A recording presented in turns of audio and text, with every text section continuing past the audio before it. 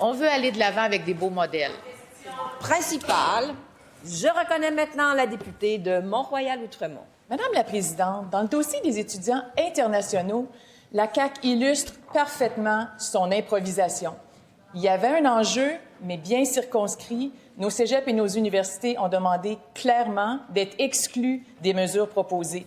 Et qu'est-ce que fait la CAQ? Elle n'écoute pas, elle s'entête. Des quotas imposés, l'abolition du PEC. Et pendant ce temps, la ministre de l'Enseignement supérieur laisse ses réseaux sans défense. Le message qui est envoyé, c'est que les portes du Québec se referment. Résultat, chute des admissions des étudiants internationaux, notamment en région. À l'UQAR, on passe de 10 000 en 2024 à 2 150 l'an dernier. Mauvaise presse à l'international. Perte d'attractivité dans une course mondiale au talent. Baisse de notre capacité de recherche. Et aujourd'hui, comble de l'ironie, le gouvernement envoie sa ministre en Europe pour recadrer le message.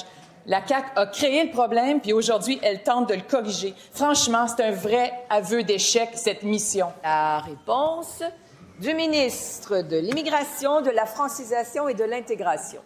Merci bien, Madame la Présidente. Je pense que l'intervention de ma collègue démontre que le Parti libéral, le laisser-aller, sont très à l'aise avec ça. Ils n'étaient pas d'accord avec la loi qu'on a adoptée qui permet de reprendre le contrôle, notamment sur des collèges privés non subventionnés qui donnaient des diplômes de très peu de valeur en anglais. Il y avait une industrie de la citoyenneté canadienne et québécoise avec des diplômes à rabais, des gens qui étaient appelés directement de l'Inde pour arriver ici, pour être scolarisés en anglais, des tout petits diplômes. C'était correct pour eux autres.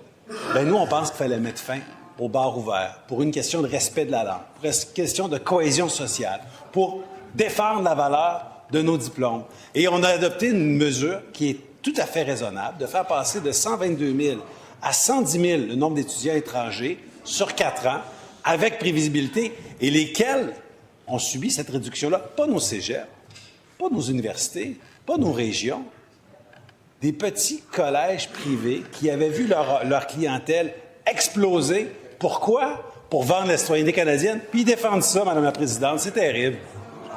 Alors, cela met fin à cette période de questions et de réponses orales. Comme il n'y a pas de vote reporté, nous allons passer à la rubrique motion sans préavis. Et pour ce faire, je vais céder la place au troisième vice-président de l'Assemblée nationale et je vous dis bon retour en circonscription pour les autres. Merci.